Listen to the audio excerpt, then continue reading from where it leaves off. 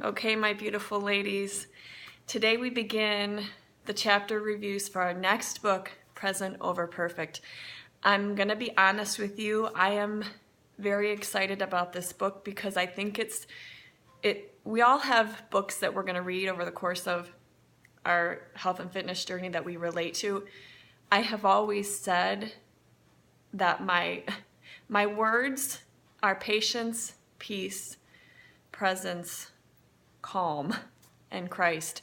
And I know I get caught up in the craziness with 4 kids, and I'm afraid of missing out and not being fully present. And so I am looking forward to this book.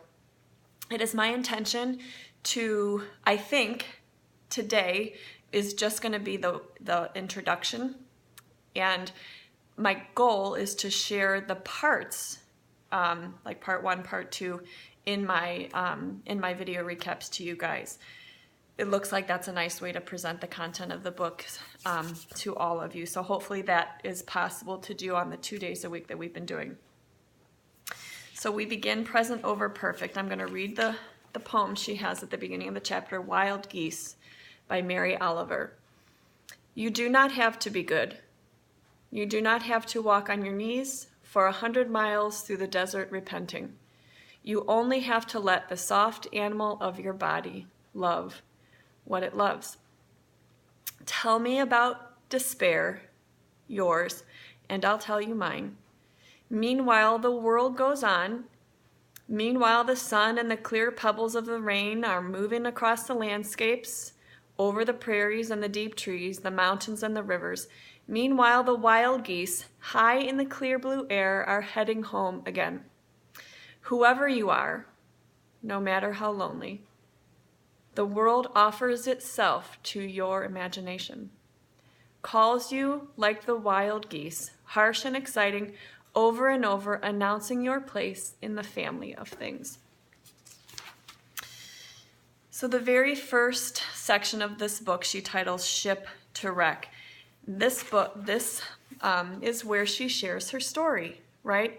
We all have ours, and maybe you related to her story.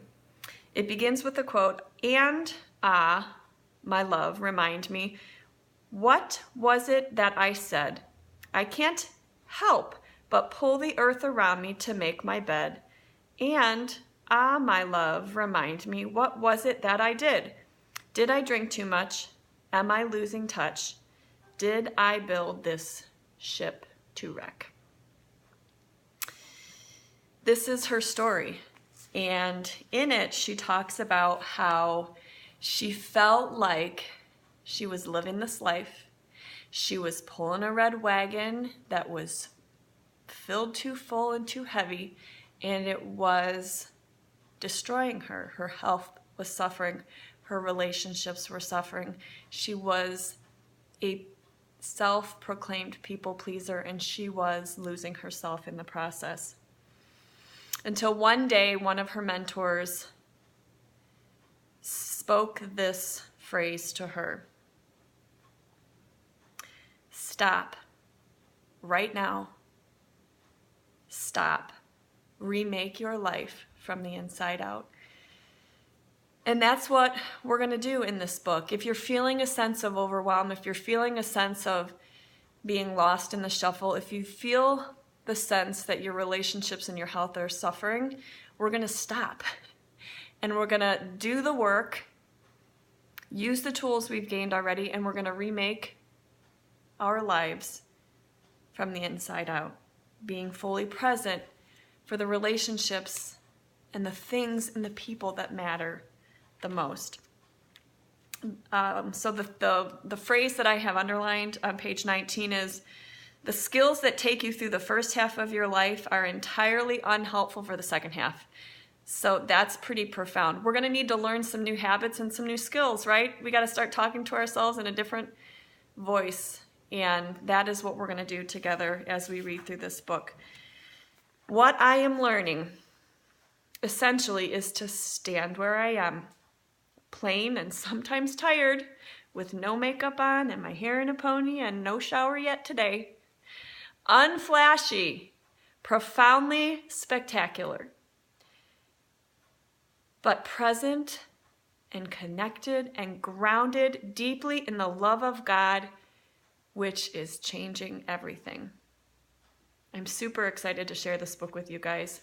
It is my prayer and hers that this book is going to be an invitation for us to slow down and to be rejoiceful in the fact that we are beautifully and wonderfully made, perfectly imperfect. I love you, ladies. Let's look forward to our next book together. Present over perfect.